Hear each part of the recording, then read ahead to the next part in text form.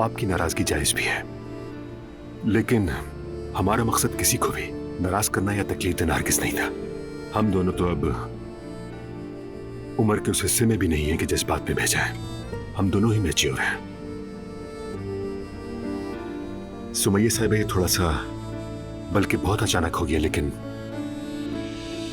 मैं अपनी संजीदगी दिखाने के लिए आज यहां हाजिर हुआ हूं। अगर आपकी इजाजत हो तो मैं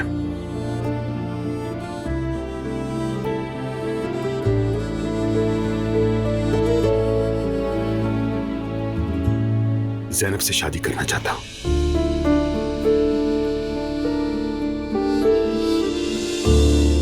अब जबकि आप बात को इस रुख पर ले ही आए हैं तो मैं भी उसी अंदाज में आपको जवाब दूंगी।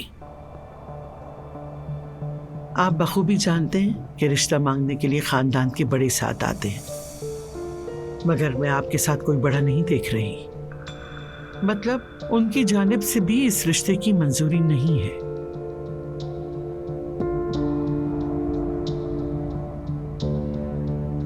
मैं भी इस रिश्ते को कबूल नहीं करती उमर साहब, माजरत चाहूंगी मैं।